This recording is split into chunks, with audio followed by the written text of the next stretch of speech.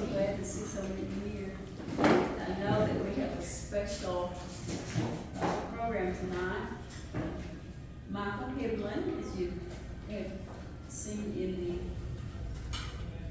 the emails that's been sent out, and in the schedule, we'll be giving our program today. Yes, please. So the Pinnacle Chapter 1219 of the Equestrians will now be in session, and we're going to let Shelley introduce them. Oh, I'm going to introduce him. You can do it from right there if you talk loud. Okay. I don't want to talk loud right next to the camera. Shelley, as you all know, Well- is Stella's daughter, and she's the one that has asked him. She's Are you the afraid now? Okay, well, I'm not gonna give a big long introduction because he's got some chicken strips coming. But, Michael Hibblen, we met through radio, and, we met at a station called KABF, Voice of the People, and where the people who work there don't get paid. So, that's because we volunteered, not because they never wanted to. But Michael had a show right after mine. That's how we met, and so we were both very tired after, because my show was from 10 until 1 a.m. and then his started at 1 a.m. So yeah, It was before a.m. When it's 4. So we were both really tired. He left and did his paper right after that. I think. No, he didn't. But so he has been in radio for a long, long time. Also with newspapers, I think. Mine Herald And lots for 6 years. He's been around, guys. This guy knows a lot about news, way more than I do. I'm only a celebrity in Saline County, but people know this guy all over the place. And if you just listen to him talk, you go like, I do know him. Because he has just one of those voices. I'm so proud that he's come to talk today, even though I'm not a member of this group that forced me to introduce him. And he does know a lot about trains as well, and he's written a book, and he's gonna read the whole book to us tonight. But he is going to talk about it. He's going to talk a lot about the railroads and things that happened in the past and maybe some in the future. So here he is, Michael Hibblen.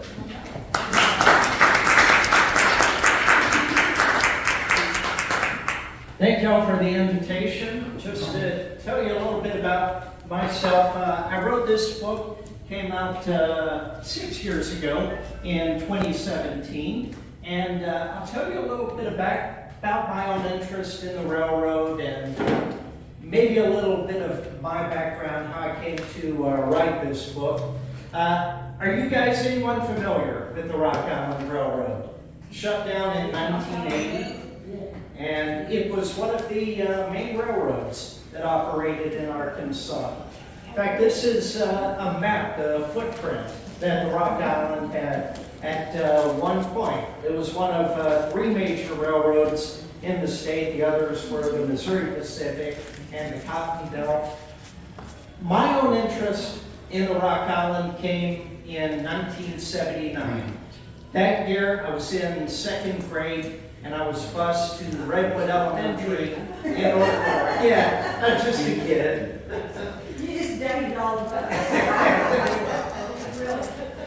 But my school, and now in the late 1970s, because of school desegregation, every 3rd year we would be bused to a different part of town.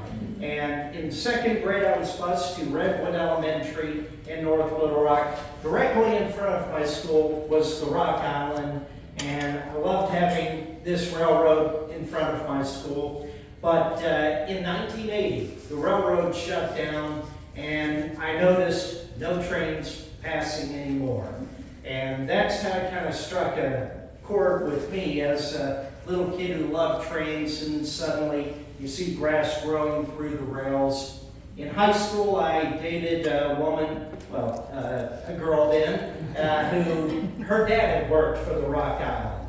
And I started having extended conversations with him about the Rock Island, and that's really where it opened up interest for me. And there are a whole host of things that came together where I've been researching the Rock Island for decades now. I've been involved in preserving a Rock Island depot, which I'll show you.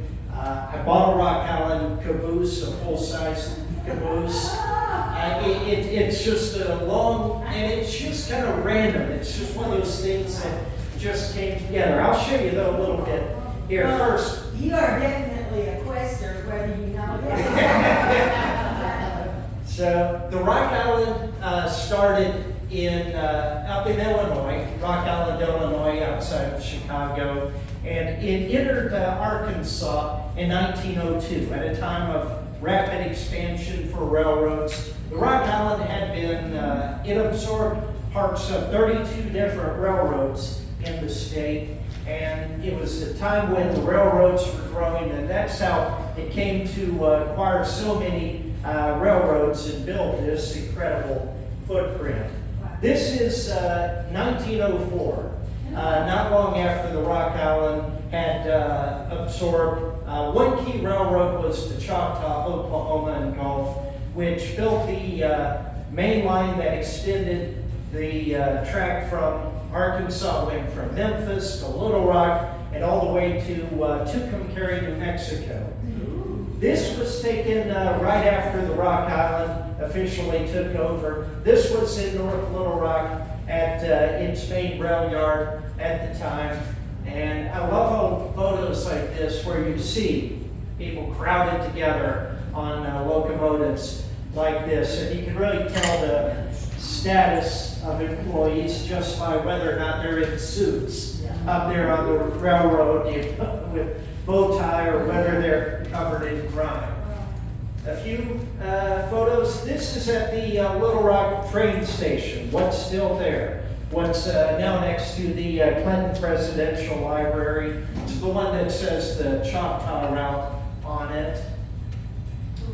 This is part of the main line. This is Perry, Arkansas, which was right next to Perryville. But there was a difference because the railroad wanted as straight a line as possible to get to Oklahoma. And this was part of that main line, the line that went from Memphis through Arkansas, through Little Rock, went over into Oklahoma, and went all the way, as I said, to Tucumcari, New Mexico.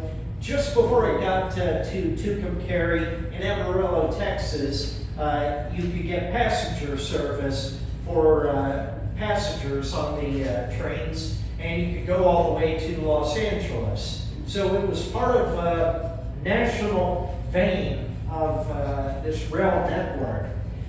Now, I'll come back to Perry here in just a bit because this is the depot that I've been part of a group of people who have been working to preserve it. So this, if you know much about small towns, the depots were the lifeline to the outside world. It's where they had Western Union, where you could get telegraphs. Obviously, it's where passengers arrived and departed. And this is Joe Majors. He was the depot agent from about 1950 to 1980.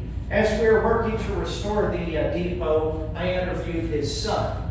I have been interviewing as many Rock Island employees as I can over the years, recording audio interviews with them to document their stories, because obviously the railroad shut down in 1980, and quite honestly, not to sound grim, but as the head of the local group of former employees put it to me, they have been dying off at a pretty fast rate. So it's been important to document their stories, or in the case here, the son.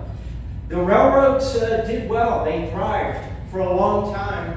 At a certain point after World War II, they entered the diesel era. That's when they got rid of the steam trains. Steam trains were interesting, beautiful. There was kind of a magic to it, but the diesels were a lot cleaner. This is here in Little Rock. This is actually the 3rd Street overpass that you see there, right by the Capitol. This was the streamline. Choctaw Rocket was the name of the train.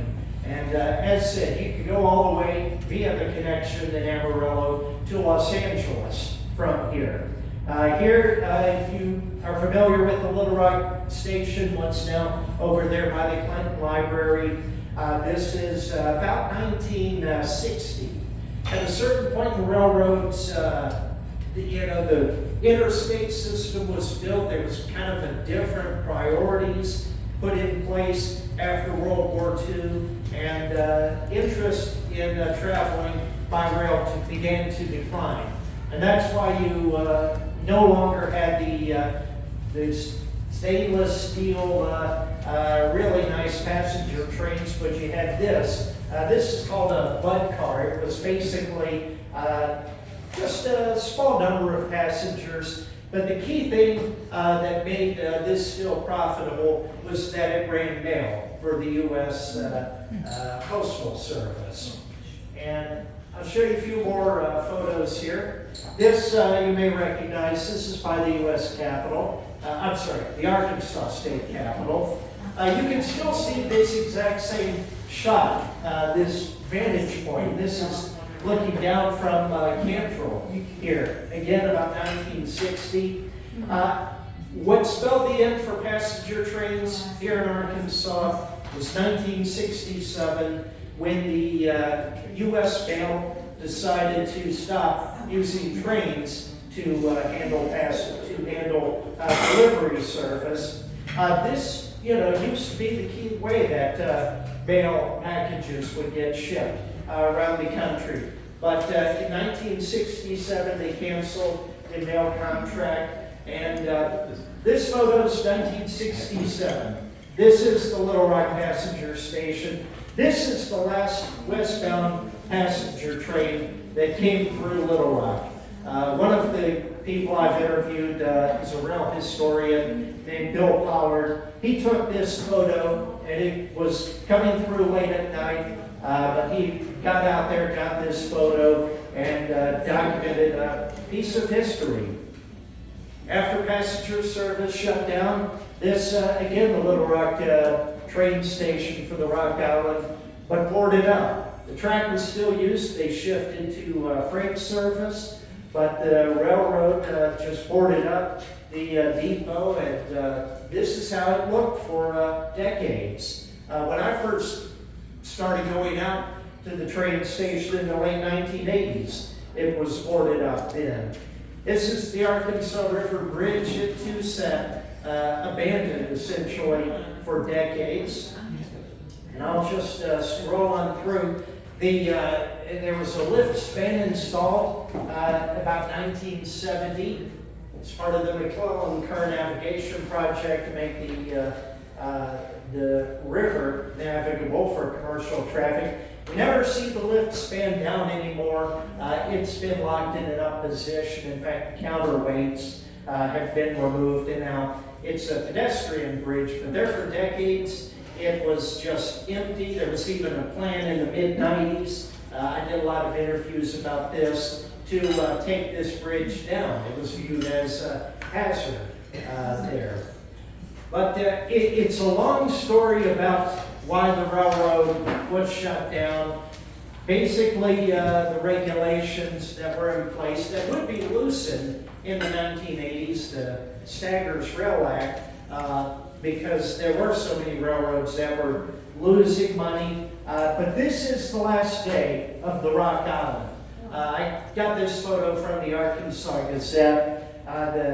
In the caption, it called this Last Switch. It's tracking there, preparing to switch. But this was when the railroad shut down. After that, and this is the era I was mentioning when I was in second grade, this is the North Little Rock train station, and this is what the main line, used to be the main artery through the state, looked like at that time. Track no longer in use, the station boarded up, and there was a long fight in the legislature about whether or not there were other railroads that were interested in buying the Rock Island, but there was also other competing companies, Missouri Pacific and Cotton Belt, who didn't want the competition there was a proposal for the state to do, as some other states did, and buy the track and lease it out to other railroads. That ended up in the legislature. It's another whole long story I could get into, but won't. But it's much of the track in the state ended up being taken up, which was a big shame. There are a few parts of that original main line that are still in use. This was the bridge. I took this photo out on the bridge about 94. Great. Chicken strips, thank you. At that time, I started going out onto the bridge just to take photos because the plan was still in place for it to be torn down. I moved to Miami in 1997. I lived around the country a little bit, but I was pursuing a career in broadcasting. 1997, I moved down to Miami. I used to come back and visit my parents, and I started researching the railroad again, and at some point I found out there was a caboose that was essentially abandoned. I was able to find out who owned it, and my parents had a piece of land out west of Little Rock off of Highway 10, and we ended up, it's another long story that I won't delve into, but we ended up buying this caboose for $10,000 and hiring a house moving company to come out and move it. My goal at the time was to turn it into a guest house. And my parents, we didn't make it happen, but now, this is it, yes, on Highway 10.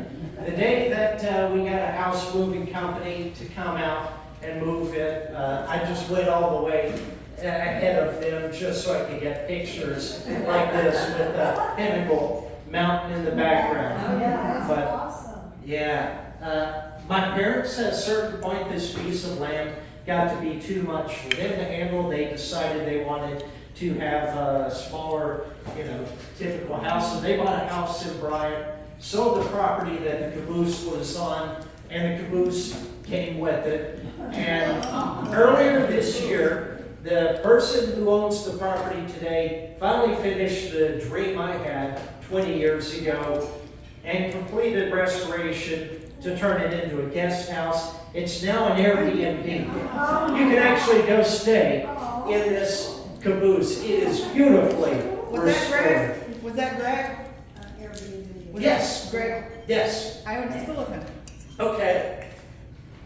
So, You need to take a break and move. no, I'm okay. I can, maybe I'll do a little of both. But when I bought the caboose, I started doing a lot of research because my ex-girlfriend's dad, as I mentioned, was a former Rock Island employee. He told me they would get together every other month and for a lunch in Benton. But they would also once a year have an annual reunion. And this was 2016. So these are all former employees of the Rock Island in 2016. That's the club president up there, Jerry Oates. I would go to these meetings so that I could interview the employees. I would set up a table with a couple of microphones, and I would just mine these people, trying to document as many stories as I could. So now, this gets me back to Perry, Arkansas. This was the depot I showed you earlier. The track here remained because there's a paper mill near Perry that needed continued rail service in order to operate. So the paper mill actually bought the track that runs along Cantrell in Little Rock and goes out to Danville. And they hired a bunch of former Rock Island employees to operate this short line railroad. And it was headquartered in the Perry Depot, which was built in 1918. When my book came out in 2017, someone reached out to me from the Perry County Historical and Genealogical Society and told me that they had learned they were going to tear down this depot. After the Rock Island shut down and it became a short line. The railroad that was created, they built a locomotive servicing shop behind the depot, and for a while, as I said, it was headquartered inside the depot. The key is that the railroad that operates it today, it's a short line, but it's owned by an international company that owns short lines all over the world, and they were going to tear it down because they don't really need the depot. They wanted to expand the locomotive servicing shed. They gave us the option. They said, you know, we've got to have the property. If you guys want the depot, if you want to hire a house moving company to move the depot, you can do it. Otherwise, we're going to tear it down. And I started this long shot bid. I started talking to the guy. We started a GoFundMe page. We also found a house moving company that pretty much was willing to do it, and we think even do it at a loss.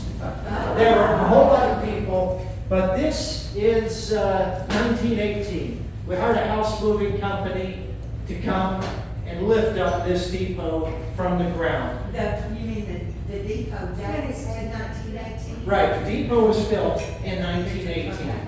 But in 2018 was when we moved it. Oh, okay. We got the city to give us a piece of land directly adjacent to the depot, so it's still alongside the rails. This is after they lifted the depot up, they put it on the back of a truck, and we had it on this trailer for about a year. There were doubts we would ever get it off the trailer. Again, it seemed like a long shot campaign. I don't know if y'all remember the flood of 2019.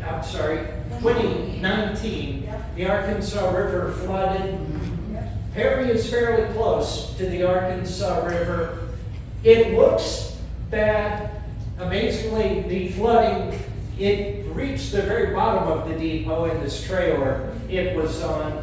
But once again, we were like, oh, we've lost the battle. We got the depot, all this stuff. We raised money. Now it's going to be destroyed in the flood. Thankfully, waters receded, and it was okay. So here is where we found a piece of property to move into.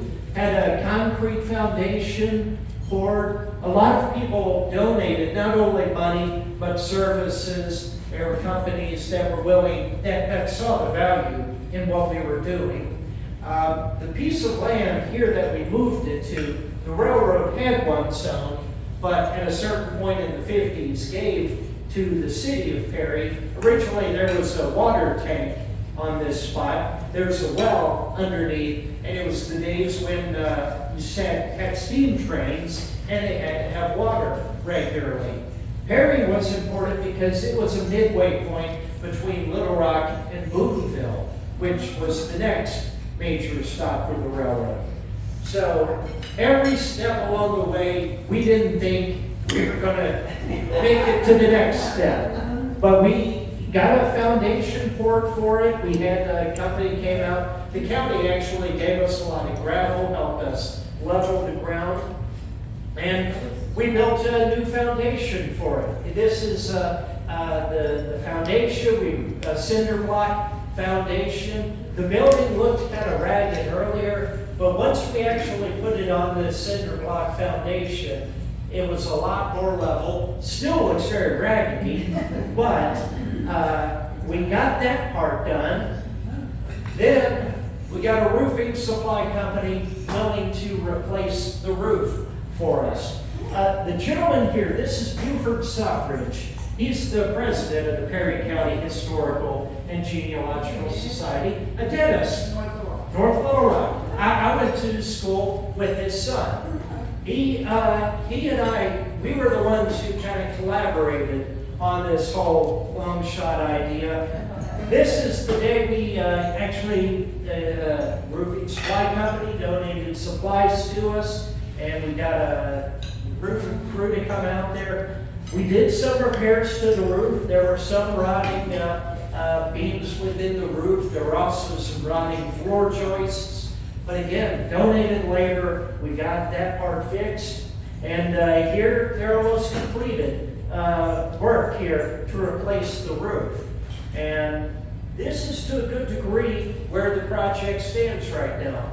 This was in July. These are the 4 people now. You can see Buford. There's also 3 other people who have been leading this project with us. The gentleman on the left, he moved to Arkansas a couple of years ago. He had been president of the Nevada Railroad Museum. His wife was from Little Rock. They decided to retire here. He brought a lot of knowledge about fundraising. The guy in the t-shirt, he's a Perry County Commissioner. The 4 of them and me, we are the board for the nonprofit that we've created. We're still in the process of trying to formalize this 501c3 to operate the depot.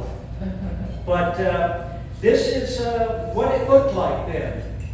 The building is still pretty ragged. We've got about $27,000 in the bank at this point to make repairs. We've been working with our local congressman, French Hill. There have been entities that have made donations. One came from the state for us to turn the depot into a community meeting space, as well as a museum to tell the history of the town. Perry and Perryville, they only have one spot, a former high school gym, that they could host events like weddings or reunions.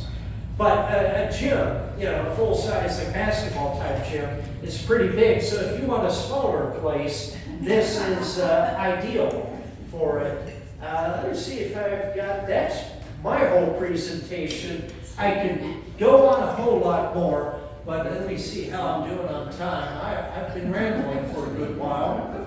So I've thrown a lot of information at you. I know you probably have some questions. So if anyone does have questions, I'll mention the interviews that I've been recording. I probably recorded about 30 interviews with different former employees. I thought that was a lot. I started to create a podcast series. Then in 2000, in the middle of the pandemic, I got a call from a guy, a retired FBI agent who had worked for the Rock Island. After he had retired, he had realized this was in the late 1990s. He had a lot of free time, and he realized the importance of oral histories. He traveled to all 13 states that were served by the Rock Island, and he seriously recorded hundreds of interviews. When he called me and he told me, I'm in my 80s, these are all in boxes underneath the bed. I don't want to die and for these to disappear. Will you take these cassettes from me? I did. But now it comes the challenge of digitizing those cassettes.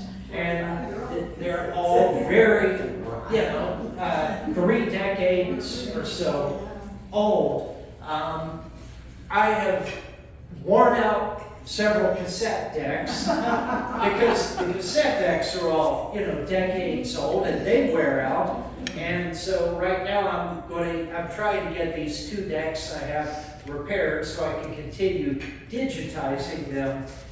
But this is part of the process. It's bigger than me. It really should be, and this is something a friend, when I worked at KUAR, the NPR station, he was telling me, you ought to get your master's degree and make your thesis all about digitizing things. Maybe I will someday, but right now, I've got a job that I work about 50 hours a week. I've got a daughter who's about to turn 12, and I'm trying to give justice to all these interviews. I have gone through the ones that were of people in Arkansas, the ones that were first of interest to me, but I know there are people interested in the railroad outside of Arkansas. So my next step is to try to get some repairs made to these cassette decks or buy new decks, and then continue the slow process of digitizing these. I may not have mentioned it. I work for Arkansas PBS now. I've been with them since the beginning of the year. I've been in broadcasting for 35 years. Arkansas PBS just a couple of months ago got a national grant, $1.2 million, to digitize its entire videotape library, all different formats, going back to when it went on the air in 1966. And part of what they're doing includes metadata tagging, where it's all indexed, researchable, has to be available online to everybody. I serve on the committee at Arkansas PBS that is working to digitize these, and I'm hoping to get knowledge about the formal archiving process that they're going through to, again, give justice and to preserve the tapes I've recorded. I have produced only 3 podcasts because there are different kinds of podcasts. If y'all listen to them, some are just, a couple of people sitting around talking. Mine have been more like overproduced documentaries that I'm kind of envisioning in like the Ken Burns style, where I've indexed all of this and have like 40 pages of indexed notes. So I'm overdoing it. But the most recent one I did, there were 3 guys who were interviewed by this FBI agent in different times. 2 of the times, it was 3 of them together. He also interviewed this other guy separately. I put together this one podcast that kind of had them sharing stories and really gave the great perspective, because they all started in like the 1940s or early 50s between the 3 of them. They had seen the railroad through the conversion to diesel from steam trains. And any railroad worker, if you talk to them long enough, they're full of experiences, because it was kind of a dangerous profession. I mean, inevitably, if you worked for decades for a railroad, you had a lot of close calls where you saw horrific things, where I've heard stories just like about people seeing friends like get coupled between cars, or just, it was an easy thing where you could make mistakes. And so that's really where I have been going with this process. Question. Shelley, cool. Yes, ma'am. Do you expound on a lot of these things that you didn't want to talk about here because it would take too long? Do you perhaps expound on those things in the book that you wrote, and how many of those did you bring? Should my question be a little longer? Would you like another question while you're doing I also wondered, as you interviewed the people that were having their reunion or whatever, what sort of questions did you come at them with? Like, what's your first question to them that really makes them, it's not a yes or no, when, that really makes them think, oh yeah, okay, I remember this. I guess I start with, what years did you work for the railroad? Because that gives me kind of a ballpark of when they were around, what they went through, different eras of the Rock Island. And it's funny, you had some people, I guess this is in general, but these people spent so much time together on trains, and you had a lot of people who really became good storytellers. I mean, they would just be kind of entertaining one another. And I found when going through tapes, say interviews with the same people, but done by me or the retired FBI agent, that sometimes I would hear the same stories over and over. Or I and the FBI agent, had like different tellings from the same person of the same stories.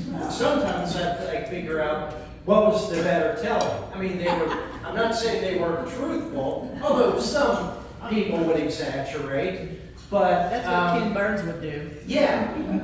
It's like, what is the best telling of this story? And then sometimes the interviews, maybe separately, you would hear the same story, but by two different people, independent of one another. And that's where you start to put it together.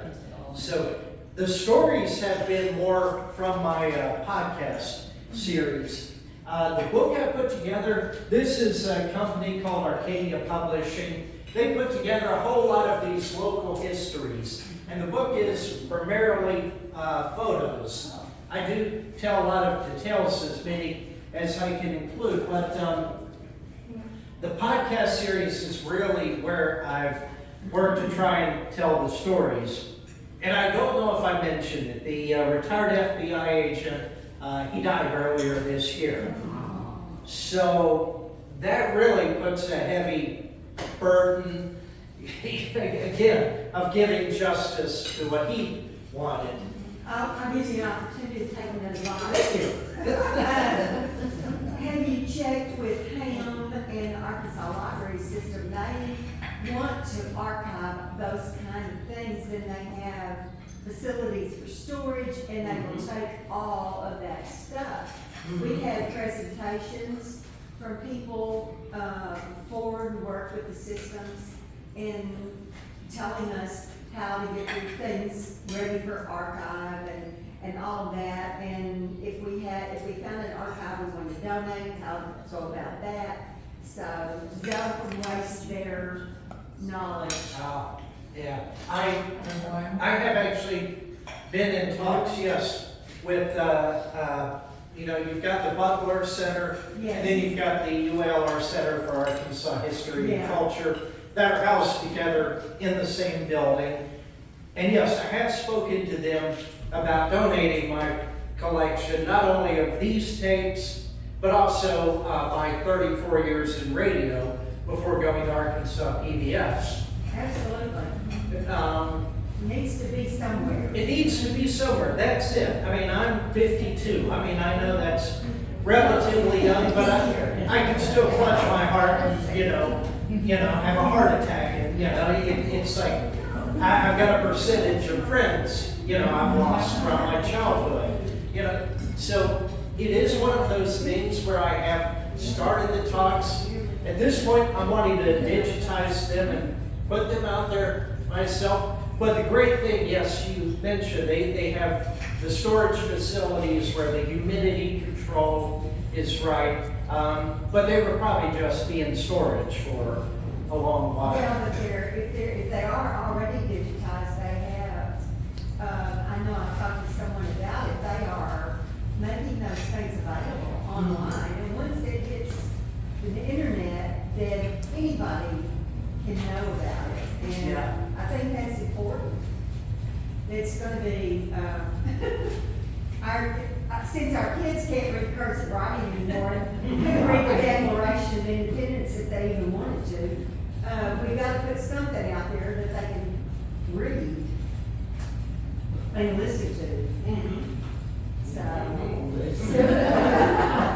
there's, You see it, and I'll show you guys my personal website where I have a lot of this, if I can get a Wi-Fi connection here to connect my computer.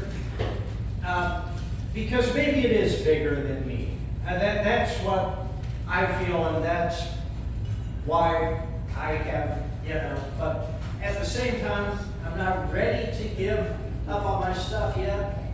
oh, well, no, I didn't mean that. But it's- For you to just. Oh, yeah. So let's see if I have a. Now, your, the Perry, thing, you're incorporating so that it's gonna be owned by, It will be owned by the city, yeah. Okay. And the nonprofit we're working to create will be, will oversee the operations and the booking. But the depot itself will be owned by the city. Let me, I'll show y'all if it does come up. Yeah, this is my personal website that details my history in radio or online, and it's just got, it can look a little like I'm full of myself, and maybe I am, but They invited you here to talk. Yeah, that's right. So, here's, I've got, I have a whole lot of entries. This is where I've been sharing regular updates That's wonderful. on the depot, down there, and then, well, here's the podcast series. And then down here, I also, this is where I've posted full interviews that I've digitized. For instance, the gentleman here at the top, Bill K. Robbins, he died earlier this year. And he, after the Rock Island, he owned the Dartnell and Russellville Railroad. And, it's my interview with him in 2016, but there are also 4 tapes I have of him being interviewed by the FBI agent. And so it's these people who, or for instance, the next person, James Springer, he approached me at one of my book readings. It was a book signing at Wordsworth. But he talked about his dad, who was a black gentleman who worked for the railroad, how his dad worked at the middle yard shops, but there were certain things he could not do because you still had, there were still, back in the Jim Crow era, there were just things up until the 60s when times started to change. He gave me a perspective of how he used to go down and meet his dad for lunch, and they would move the locomotives into position. His dad wasn't able to be a railroad engineer, but you had him doing all these different positions. There are other people here who I've interviewed. This is another gentleman who has since passed on, but who I interviewed. When was this? I forget the year, but I met him at his house, and he just talked to me and told me so many stories. He had one near miss where he made a mistake on the engine, his freight train he was in, where he flushed his brakes and lost the ability to stop his train. And there was a passenger train that was somewhere on the track ahead of him. And he talked about with me how he thought he rounded the curve. This was west of Little Rock. It was the Ola train station. And he expected that the passenger train might be there when he came around the corner. But to his luck, it had gone, it had moved on. But they didn't have clock signals in that part of the Rock Island. And you had all these near misses, but he talked about how, he just was like visibly shaken, and they threw the train into emergency, which was one way of attempting to stop the train with what locomotives they had in the engine, but the brakes for the rest of the rail cars, if you understand anything about how air braking worked, it took them a while. They went past the depot, but stopped. But he talked to me about how, like, he just got on the ground and shook, and he just, it's you make mistakes occasionally. You still have horrific train accidents, but there's more safety precautions in place these days, but there's still human error. But back, decades ago, you were much more likely to have the possibility of human errors. Another question? My dad left to go into service in the 40s from that depot. From which one? Which depot? From the Rock Island depot. In Little Rock? Yeah. Okay. That's another thing that I've heard from so many people is that was during World War II, and I guess, all the wars before it. That's where the family, the servicemen left. That's where you had them say goodbye to their families.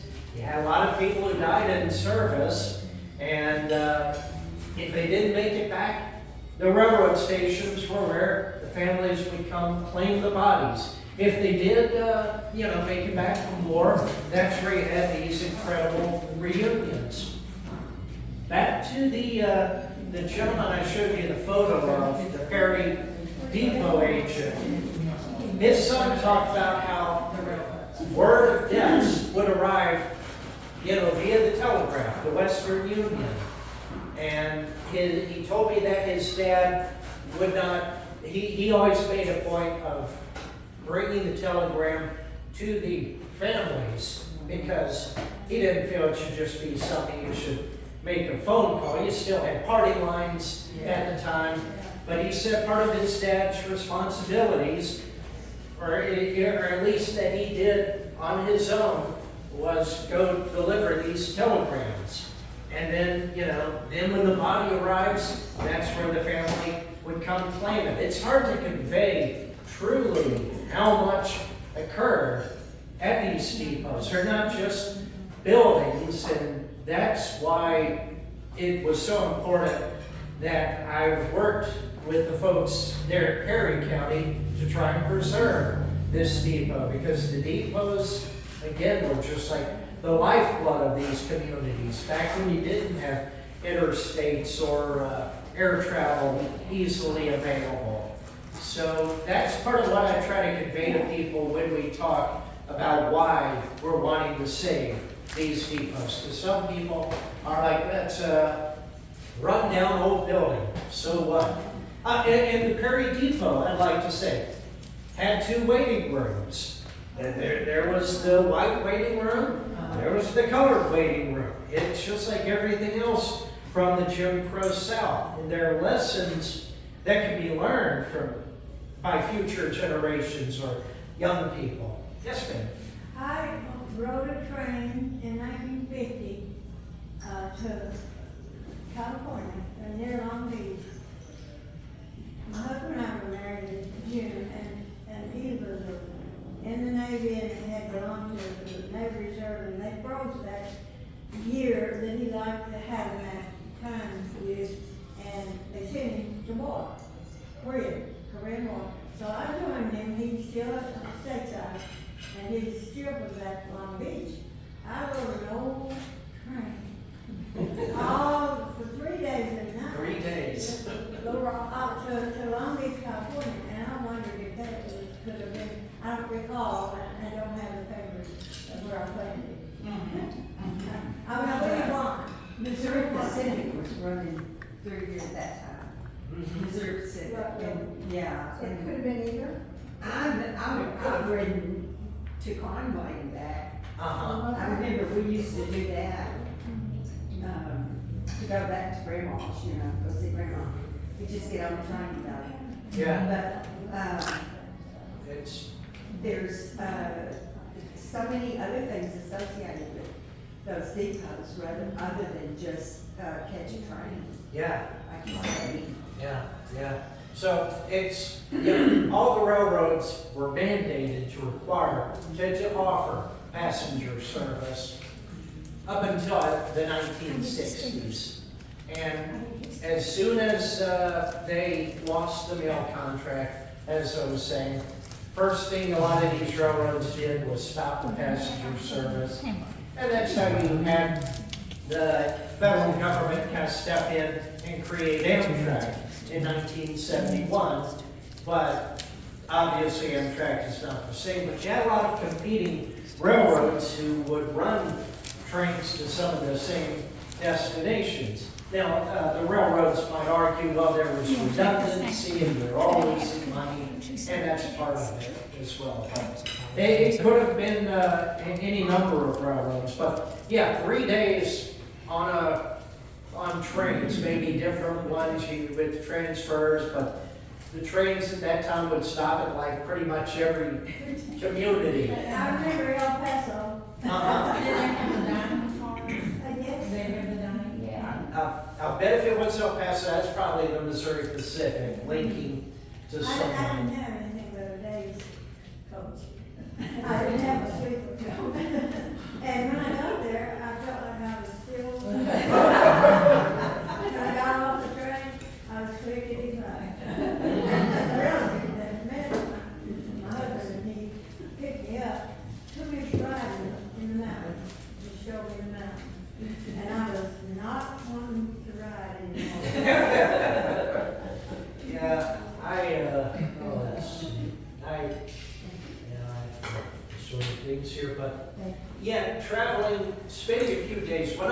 lived in Florida, in Miami, I loved taking passenger trains, but even in today's era, it would have taken me 3 days to go from Miami to Little Rock because there's not a direct connection. From Miami, I would have had to have gone up to Washington, D.C., take a train to Chicago, then take that down. So what I used to do when I worked at the Miami Herald, I would I would fly to either San Antonio, which is the southern end of the Texas Eagle that runs through Arkansas, or I would fly up to Chicago, and in both cases stay overnight. But my coworkers thought I was nuts for doing that. They were like, "Why would you spend, all this time, on a train when why don't you just fly directly to Little Rock?"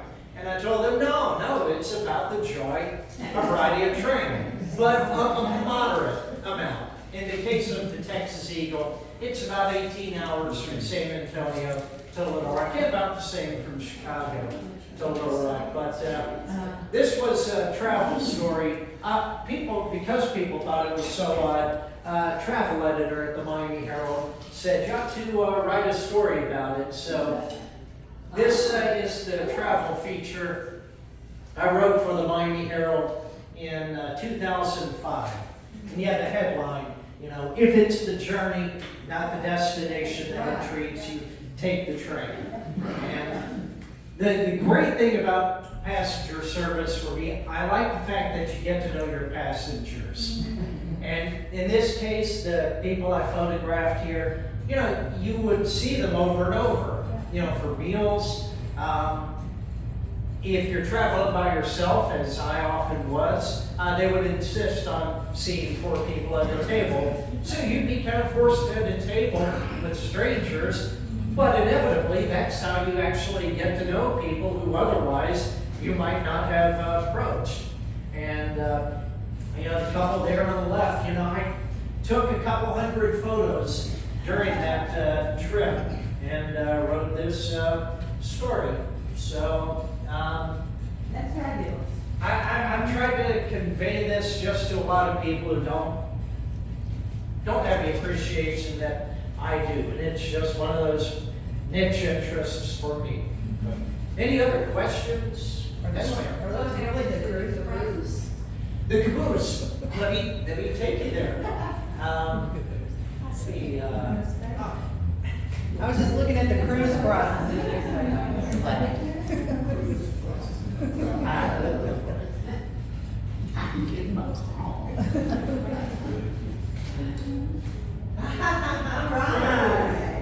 Beautiful. That's gorgeous. Oh, look at that, yeah.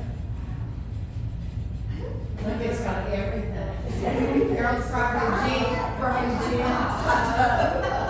Oh, look at it. They did a good job making it cool looking. And this is, let's see where I can find the photos. This is the guy who owns it now. He built, and this is the view. This is where my parents used to live. This is right off of Highway 10 at the Perry-Pulaski County line. That's gorgeous. And there is Lots of stuff. lots of stuff. Let me see if I can go to Facebook and I can show you some photos here.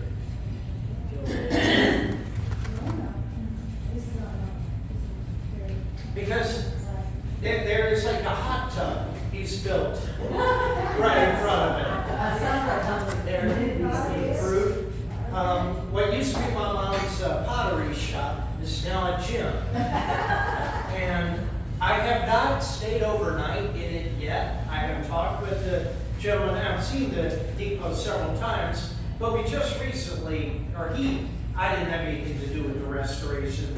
He just recently completed work on it, and if I can find it here, I love this views. See if that takes me to it. There it is. Great. So it's got a deck, all of this. This one guy just recently completed all the work that my parents replaced the roof, but never got it like this. I wanted to turn it into a guest house for when I stayed with my parents some 20 years ago. But Well, but it's still there. It's there. It's in good shape and, that's it. yeah, and it's getting publicized. It's getting publicized, and it's being loved, and it is actually very luxurious inside. I mean, it's amazing. You know, cabooses used to be like where the conductor and the brakeman practically lived. I mean, a lot of times they would sleep on the caboose, things like that. There's a full, no, not a full bathroom. There is a bathroom, a shower, 2 separate bedrooms on it. Let's just take a look through. So whenever he did this work, I was just dumbfounded. And again, now an Airbnb, you can book this. I don't know what he charges yet. I have not found out. But he has agreed to let me stay there. I'm just, haven't gotten to it yet, but That is really cool. It is very. it is amazing. Yes, Greg there. So it's just another one of those things I'm glad to have had a hand in preserving it. Absolutely. So I may not have been the one to do this part of it, but any other questions? No, but I will say, I went to Equestrian Convention last spring, and there were 2 gentlemen there. I think one lived in Tulsa, the other one lived equally far distant from, where was the caboose that they turned into a museum? St. Joe. St. Ah. Joe. And it was 2 lines that ran. Uh-huh. Neither one of them were very close as where they lived, but yet they had the same passion that you had. Uh-huh. And they found this caboose and put the museum in. You know, it's fascinating. There are cabooses that, like, sometimes they're put together and have been turned into hotels. I saw an article in the Democrat Gazette there. For the last couple of decades, there has been a bank operating out of a caboose in a passenger car in downtown Fayetteville. It's about to close at the end of the month. I don't know what's destined for it, but it's, cabooses, it was a sad thing to me when cabooses were no longer needed by railroads. Came in the 1980s. For me, as a kid, when, train, I was always waiting for the caboose and the conductor who would wave, and now you just get the last car of a train and that's it. Okay, it's on. So, yeah, that's it. I have, my book up here. If anybody's interested, you're welcome to look. Original two. You have to buy. They're $22 each. This came out, put it out in 2017. So doesn't have like the update on the Perry Depot, but it has the whole history of the state. I spent about 2 years collecting photos of it. A lot of it, I've got a whole chapter about the Rock Island Bridge over the Arkansas River, chapter about Middle Yard, and it's a topic I will continue to mine in some form for years to come. In fact, I was speaking this past weekend at a podcasting convention. They had me speak at 2 of the sessions. One of them was at Lehman Library, which has the largest collection of railroad publications in the state, including several binders of original photos. And the guy, I hadn't been to see their collection since the late 1980s when I first started researching it for a high school paper. But that's something that I want to go back and see. That I've been trying to find photos of the more photos of the depot. We would like to find some. The earliest ones we have are from 1950. There have got to be photos out there between 1918 and 1950.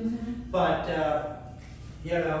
the problem with sometimes people, their photos don't go to a library or a public entity. Sometimes they're just in a box put away, or worse yet, maybe they're thrown out after someone dies, doesn't know what to do with them. But it's just the whole thing. Back to the interviews, these people's stories, collecting the photos as I did for the book. It's just documenting this. I never intended to do this on the scale I have, but no one else was. And since the book came out, there have been people who have just given me, they've got, hey, here are my dad's old photos. I don't know what to do with them, or we've had stuff given to us that they've said, when you finally turn Harry into a museum, would you put this on display? I've got a brakeman's passenger uniform. It was someone I interviewed, and he died like a year later, and the railroad club president said, well, he would like this on display when you get it completed. So it's back to the whole project to save the depot. It's like it all seems too far out, too distant to even be real. But things keep steadily happening, and we get surprised at what actually does work out. So, by the way, this is a Texarkana train station. It's not a Rock Island station, but that's where my daughter lives, and this was an Amtrak train coming in. I drive my $4 crazy. Go, oh, Dad, I don't want to go see trains. Stop. So. Have you heard of the railroad car? I think it's a caboose that is in Russellville. Yes. And we held a meeting there one time. It made a terrific meeting house. Yeah, is it the one that's like Stovey's there? Yeah. Yes. No. No, okay. It's on down the road. It's owned by the city, and it's used as a meeting place to rent out. Is it And right by the track? it's right by the track, and I was the president that year, we had this big meeting planned and everything, and we were having our meeting, and all of a sudden, here comes a train. And I was like, I didn't think about a train actually coming by. It didn't stop. Yeah. But it sure made us have to stop for a little while. It's kind of Yeah. loud. But it's like in Hope, the old Missouri Pacific Uh-huh. train station is the visitor center. Yeah. But they built a huge, maybe 8-foot or 10-foot brick wall to separate the track from the depot, just because it's still heavily used by Union yeah. Pacific, with Yeah. probably dozens of trains Yeah. a day, probably more than that, yeah, but one every half hour or so at least. Yeah. And it's kind of a shame, but yes, when it's still next to an active railroad. It was such a surprise, though. It was so funny. A train? Oh my gosh, it's right there. The one thing I'll say, and maybe then I'll shut up, but I can keep going. A whole lot of depots were torn down because after railroads no longer needed them for passenger service, they did not want to have to pay property tax on this building that they didn't need. So you have spots like in Conway where the depot was torn down. Sometimes in the middle of the night in England, Arkansas, this was the case. That was the Cotton Belt. They actually, just before anyone knew what was happening, brought in a crew and knocked it down, or knocked down at least enough of the support beams to turn it into a pile. And before anyone could object, oh no, we've already torn that down. Yeah. So. Well, if you, they're positioned rather badly if they're still on an active train line, like the one in Russellville, because there's gonna be traffic, so, but there's not that much traffic out there, areas. No, Harry, and that's part of what's working in our favor. The short line generally runs about one train a day. One train into Little Rock, and it goes to the Union Pacific rail yard, picks up cars primarily for the paper mill in Perry, and then one train back. Well, it didn't look to me like your depot, well, I couldn't tell. Which side of the track is it on? Is it close to the road or on the other Yes. side of the track? There is a road on the opposite side of the track. It's funny, by today's safety standards, a railroad wouldn't want you to have to cross the track to get over to the depot. Yeah. They go out of their way to get Yeah. it. But back then, that wasn't so much an issue. Let me see if I can find some more photos. If people don't have to cross the track to get to the. You know, it was shocking to me. I went to Jonesboro for an event here a few weeks ago, Johnny Cash Heritage Festival. And I did not realize that Caraway Road, when I went to school at ASU, back starting in 1990, that was the main way you entered campus. I did not realize that now there's a big circle right at the tracks, and you don't actually enter campus anymore from that spot. They now have it over on Highland, which has a bridge going over the tracks. And it's just to avoid having grade crossings for roads as a way to avoid accidents. Yep. So, yeah, they do try to limit them, but if you want to see more photos of this, I've got, obviously, no shortage of them on our website. And this was the entry I made in 2017 when it seemed like a long shot bid where we're like, well, we're going to try to save this depot if we can. I went into it thinking, let me take as many photos as I can because the clock is ticking.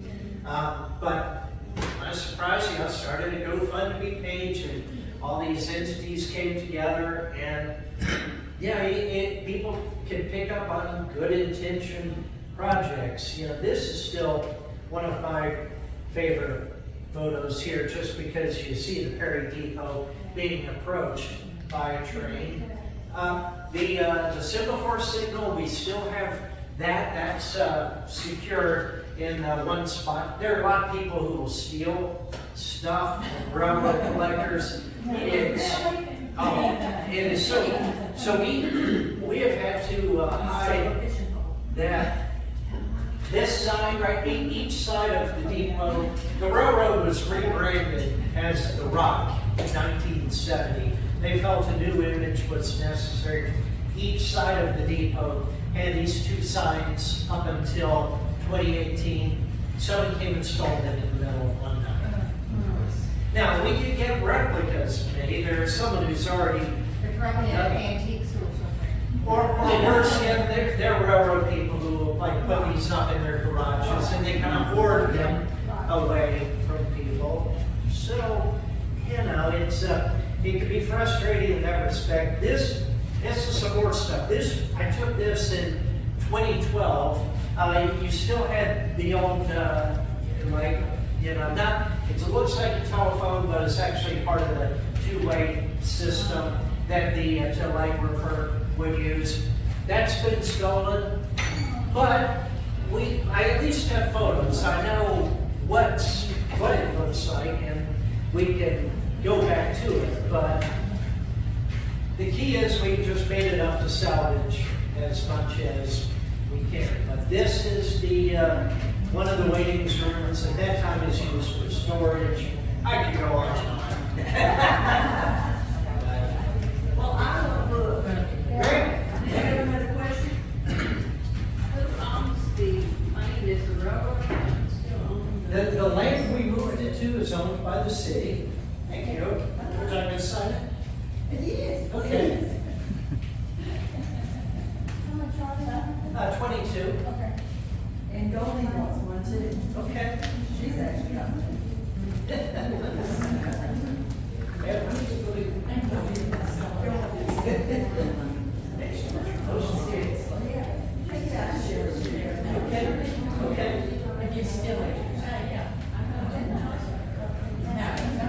Okay, I guess we're done here.